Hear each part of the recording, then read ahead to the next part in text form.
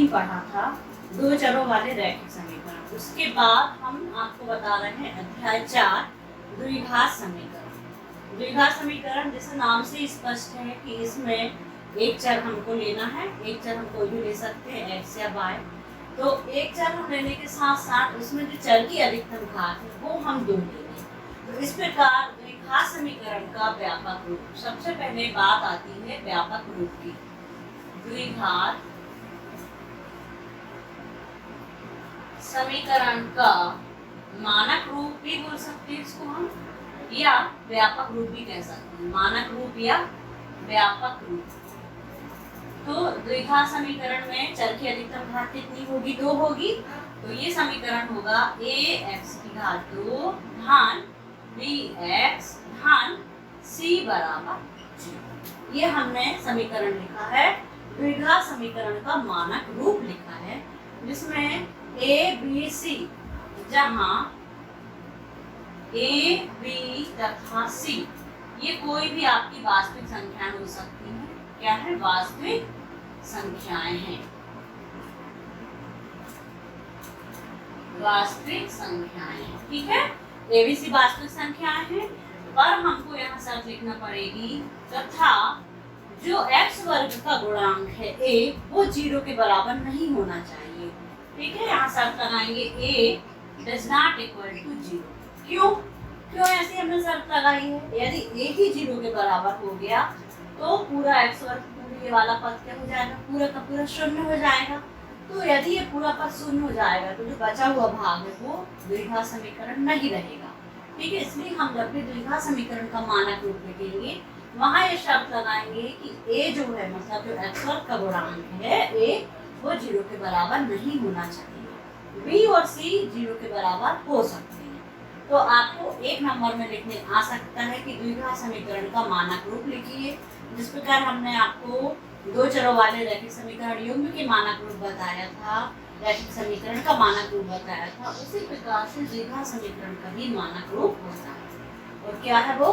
ax की घात 2, मतलब x की घात 2 का पद आएगा, फिर धन bx x की घात 1 का पद आएगा, धन c मतलब अचर पद बराबर 0। ये आपका द्विघात समीकरण का मानक रूप है, ठीक है। तो जब हमने अध्याय 3 में दो चरों वाले रैखिक समीकरण पढ़े थे तो उसमें हमको x का एक, उनको हल करते थे, समीकरण युग्म के रूप में होते थे, और जब हम उनको हल करते थे तो x का एक मान आता था और y का एक मान आता था, वो क्या कहलाते थे? उस समीकरण के हल कहलाते थे। इसी प्रकार हम द्विघात समीकरण को जब हल करेंगे तो हमें x के कितने मान मिलेंगे? 2 मान मिलेंगे, और जो x के मान मिलते हैं उनको हम मूल कहते हैं। क्या कहते हैं? हम मूल, ठीक है। x के 2 मान समीकरण के क्या कहलाते हैं? मूल कहलाते हैं। मूल, जिसको हम इंग्लिश में रूट बोलते हैं, कहलाते हैं, ठीक है। तो जो x के मान आएंगे वो समीकरण के मूल हैं, और उन्हें हम अल्फा व बीटा से व्यक्त कर सकते हैं, एक मूल को हम अल्फा मान लेते हैं, दूसरे मूल को बीटा मान लेते हैं। तो हमेशा याद रखिए कि जो x के जो 2 मान आएंगे हल करने पर वो इन समीकरणों के मूल कहलाते हैं, जिन्हें कि हम अल्फा व बीटा से व्यक्त कर सकते हैं, ठीक है। अब हमें ये देखना है कि द्विघात समीकरणों को हल कैसे किया जाए, ठीक है। जैसे हमने अध्याय 3 में दो चरों के रैखिक समीकरण युग्म को हल करने की बहुत सारी विधियां सीखी थी आपने, इसी प्रकार से द्विघात समीकरणों को हल करने की विधि। तो द्विघात समीकरण को हल करने की विधियां, ठीक है।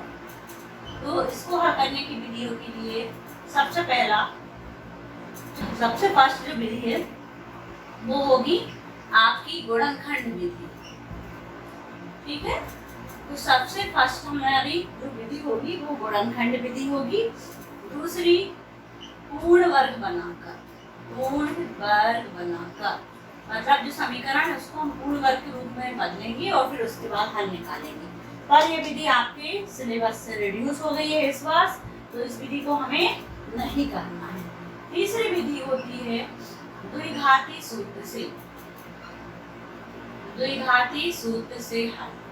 ठीक है, मतलब द्विघाती सूत्र किसने दिया था? श्रीधराचार्य गणितज्ञ ने दिया था, इसलिए इस सूत्र को हम श्रीधराचार्य सूत्र विधि भी बोलते हैं। तो हमको कौन कौन सी विधियों को सीखना है? एक गुणनखंड विधि सीखना है और एक सीखना है हमको द्विघाती सूत्र से द्विघाती समीकरणों का हल ज्ञात करना। तो द्विघाती जो गुणनखंड विधि है वो हमने अध्याय 2 जब आपको व्यंजक पढ़ाया था, तो हमने आपको बहुपद, जो बहुपद चैप्टर पढ़ाया था अध्याय 2, उसमें हमने आपको गुणनखंड निकालना बताए थे। ठीक है, अब हमको सबसे ज्यादा जरूरत है सीखने की द्विघाती सूत्र से। तो द्विघाती सूत्र विधि, या इसको हम बोल सकते हैं श्रीधराचार्य सूत्र विधि, श्रीधराचार्य सूत्र विधि। सूत्र श्रीधराचार्य जी ने हमको प्रतिपादित किया। तो इसमें आपका जो फॉर्मूला है वो क्या है? x इक्वल टू,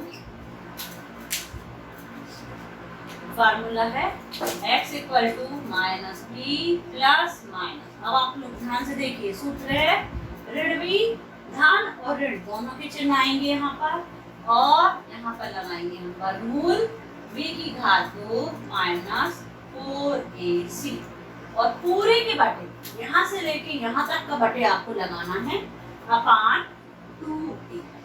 ये जो सूत्र है ये कहलाता है द्विघाती सूत्र, जिसे श्रीधराचार्य जी ने प्रतिपादित किया था। ठीक है, इसमें आपको जो 2 मान मिलेंगे, 2 मान कैसे मिलेंगे? सूत्र में हम सबके मान रख देंगे, एबीसी के मान रख देंगे, हल करेंगे और फिर हम धन चिन्ह ले लेंगे और एक बार हम ऋण चिन्ह ले लेंगे। 2 बार हम इसको अलग अलग चिन्ह लेकर करेंगे तो हमें x के 2 मान मिल जाएंगे। द्विघाती सूत्र को आप याद कर लीजिए और इस पर आधारित जो क्वेश्चन है वो अपने नेक्स्ट वीडियो पे समझाएंगे। ओके।